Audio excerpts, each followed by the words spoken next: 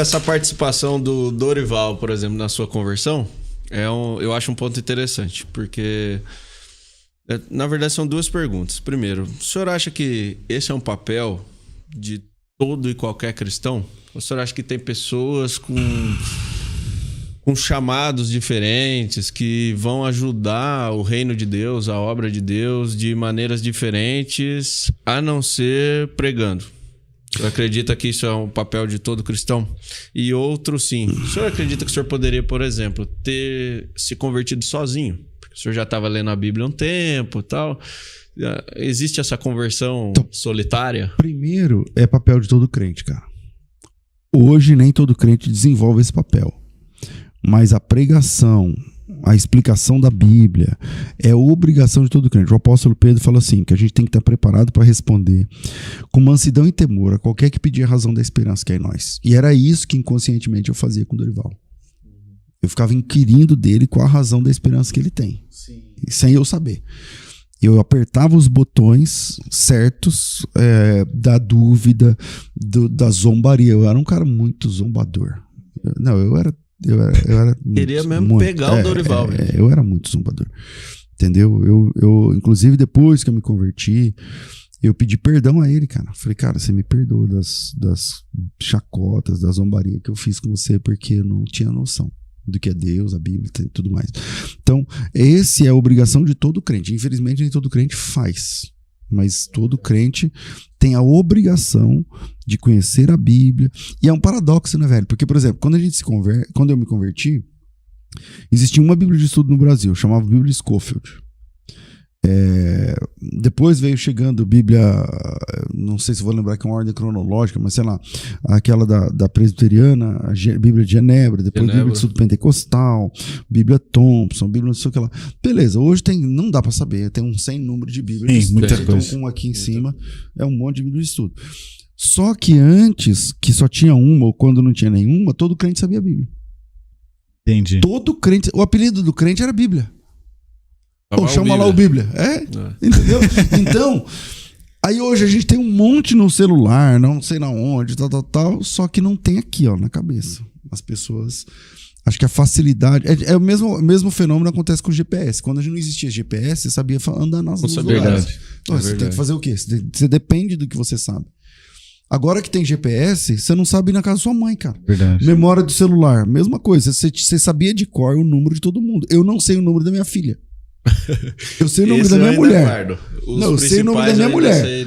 O da minha filha, do meu filho, eu não sei de qual. Eu sei, acho que o final. Se eu ficar meia hora, talvez eu. Mas antigamente você tinha 30 números na sua cabeça, 40, que você sabia sem depender de memória de celular. É a mesma coisa. Hoje você tem um monte de Bíblia, então parece que você não precisa saber a Bíblia. Já queria aproveitar um gancho. Eu estava falando com ele antes de você chegar.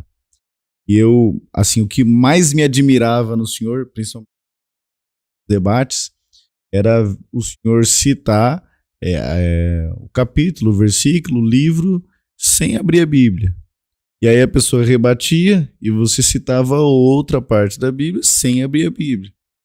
E aí ele falou, bom, Will, se as pessoas falarem sobre os terrenos Ninho Verde, eu também, porque eu conheço. Ai, cara, esse eu conheço, me pegou, hein? Então, não tem mágica. É leitura bíblica. Fazer parte da vida, em voz do alta, dia a dia. Pregar, tal. Chega um momento... Porque, tipo assim, tem uma série de textos, Will, na minha cabeça, que todo crente tem que ter obrigação de saber, velho. Tipo assim, todo crente tem que saber o João 3,16. Todo crente tem que saber sobre a encarnação de Jesus, todo crente tem que saber sobre a volta de Cristo, todo crente tem que saber sobre a paixão e morte de Cristo, todo crente tem que saber o texto da ressurreição, todo crente... Porque os caras vão perguntar isso aí na vida. Então você chega lá, um cara fala assim, mas você crê que Jesus ressuscitou, não sei o quê? Aí você fica boiando. Quer dizer, você perdeu ali uma grande oportunidade. Geralmente a igreja, ela é uma geradora de oportunidades de evangelismo. Então você gera oportunidade pregando na praça, você gera oportunidade na internet, aqui você está gerando uma oportunidade. Só que tudo tem um custo para você ir lá na praça, para você montar tudo isso aqui. Você tem um custo para você gerar uma oportunidade de provocar um diálogo bíblico. Sim. Quando a pessoa pergunta, Você não tem custo nenhum, a situação tá pronta. É só Sim, você verdade. ter conteúdo e falar pra ela, você tem interesse sobre isso? Você já parou pra pensar? Eu vou te mostrar um texto. Pega o celular, a Bíblia, isso aqui responde sua questão. Toma.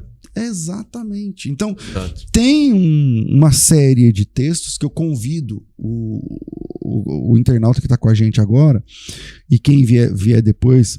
Cara, pega um papel, uma caneta e coloca lá o texto da morte de Jesus, do nascimento, da ressurreição, da ascensão, de quando Jesus perdoou a mulher tal, quando Jesus fez tal coisa, quando Jesus... Você tem que saber esses textos. Esse é o cara acho que pegar o evangelho ele já rebate qualquer... Exatamente, mas qual é o problema? O problema é que a Bíblia hoje só tá na mão das pessoas.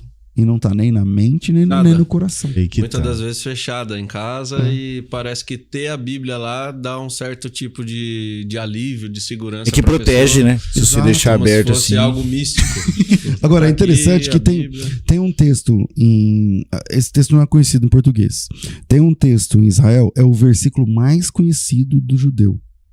Tipo assim, uma criança de 5 anos sabe esse texto, o capítulo inteiro. Ele É o nosso Salmo 23. Isso, ele cita o capítulo inteiro, que é Deuteronômio 6. Deuteronômio 6 é o texto mais conhecido dos judeus. Tipo assim,